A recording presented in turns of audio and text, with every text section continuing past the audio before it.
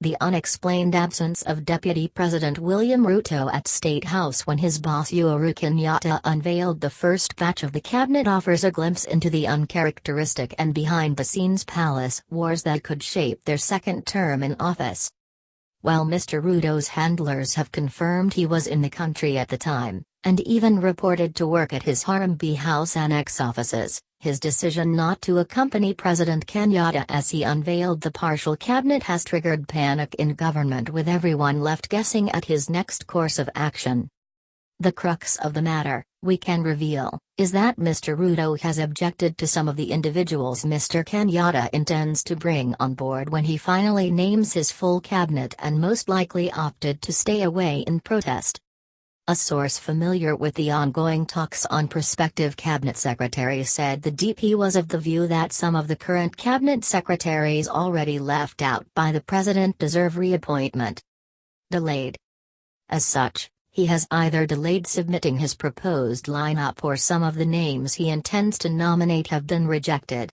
The source said Mr Ruto was last at State House on December 23 when he and the president had a meeting which ran late into the night. But leading Jubilee luminaries are downplaying the DP's absence, saying the public could be reading too much into it. We have one government which is led by the president. All of us, including me and the DP, are behind our leader and we endorse every decision he takes. Those who are speculating on the absence of the DP want to create a controversy where there is none. They are still stuck in the old ways of the coalition government. Our government is one and united, Majority Leader in the National Assembly and Mr Ruto's right-hand man Aden Duale said. Gideon Mwa. Mr Ruto's absence was a departure from 2013 when he and the president paraded their cabinet nominees in an elaborate ceremony marked by fanfare. That day, they donned similar attire depicting their cordial working relationship. Mr Ruto is hoping to shape his 2022 bid with cabinet appointees who will do his bidding, and that is where he wants to have a bigger say in the appointments. Some of the issues said to have incensed the DP is talk that his political nemesis from Rift Valley, Baringo Senator Gideon Mwa, the man sharpening his knife to take him on in the 2022 presidential race, could make it to the cabinet or at least his allies. Senator Mwa is the scion of President Kenyatta's political godfather, retired President Daniel Mwa. Mr Mwa, who is also the KENU chairman, has indicated a willingness to resign as a lawmaker to serve in government. While Mr Kiprono Kitani, the chairman of the Kenya National Chamber of Commerce and Industry, and Kenya Secretary General Nick Salat feature prominently as some of the individuals who may land plum slots courtesy of the Kenyatta-Kenya cooperation, former Bomet County Chief Isaac Ruto's name also keeps on cropping up as part of the deal. The Deputy President's spokesman, Mr David Mugonyi, while confirming the DP is in the country, did not want to comment on Friday's events. Sharing slots. He, Ruto, is in the country. That's all I can say. I know what you people are looking for, but you won't get it, he said. It would also appear the folding of the political parties, chiefly TNA and URP, to form Jubilee could have returned to haunt Mr Ruto. His allies argue that the DP had more leverage than on sharing slots in government, and they fear this could be the beginning of the end of such a privilege.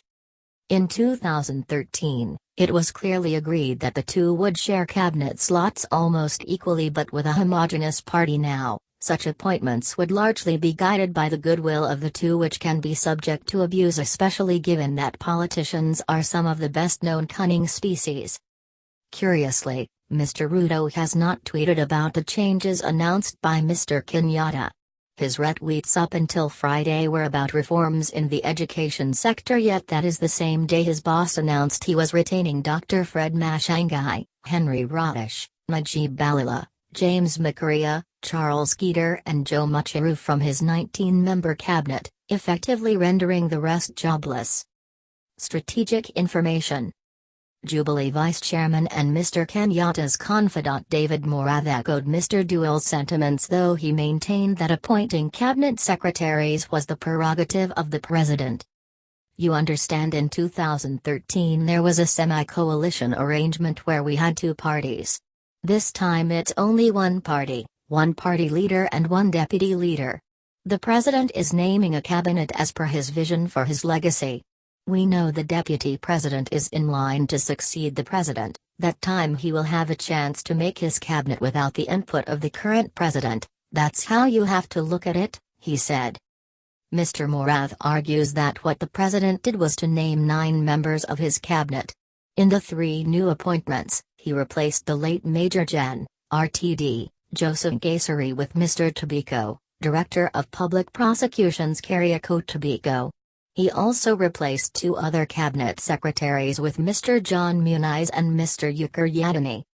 The former Gatenga MP, however, insists Mr Kenyatta did not sack anyone, that there is nowhere he indicated that all cabinet secretaries will go. Yesterday's changes were about the fight against corruption and his 4 pillars, with the exception of food security, he said yesterday. One of Mr Ruto's men told the nation that their boss was given a heads up just moments to the announcement. This is also said to have annoyed him. Naming cabinet.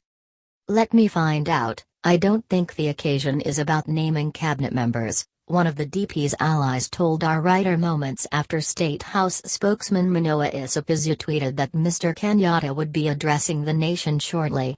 The vocal politician never got back to us. The event was marked by secrecy, so much so that when the crew from the Kenya Broadcasting Corporation arrived at State House, Mr Kenyatta's handlers almost turned them away, insisting there was no such briefing. The KBC crew did not know the content of the address beforehand. Other media houses were never invited, a departure from 2013. It would turn out the information was only shared with a clique of trusted lieutenants. Not even the State House Controller Lawrence Leniapa was in the loop. In the end, he was among those affected by the changes as he was appointed Kenya's envoy in the Netherlands. In getting rid of Mr Leniapa, some believe, Mr Kenyatta may have been clipping his deputy's wings. Some State House insiders have always held that the former State House Controller was the DP's gatekeeper at State House, tipping him on whoever was coming in to see Mr Kenyatta and passing any other strategic information. Loyalists. Another source said that only the head of National Intelligence Service Philip Kameru and the president's brother Uhuru Kenyatta knew of the plans. According to his handlers, Mr Ruto is keen to have people who are loyal to him in cabinet, individuals who will help hoist his 2022 presidential ambition once Mr Kenyatta reaches the end of his term. The naming of former Marsabit Governor Yetani, Mr Muniz and former DPP Tobiko has also not gone down well with Mr Ruto, who successfully campaigned against Mr Yetani. Mr Ruto supported Governor Mahmoud Ali, the former NHIF chairman who ran on a Jubilee ticket.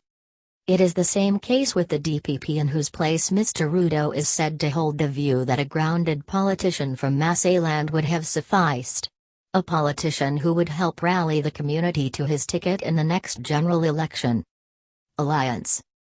And after rallying governors to hand ODM Turkana Governor Joseph Nanak another term at the helm of the Council of Governors against President Kenyatta's preferred choice, Kwale Governor Salim Vria, a deal analysts say is hinged on a possible 2022 alliance, Mr Ruto could be having misgivings about Mr Muniz, who comes from the same region. Mr Nanak is more popular on the ground, having beaten the cabinet nominee at the polls.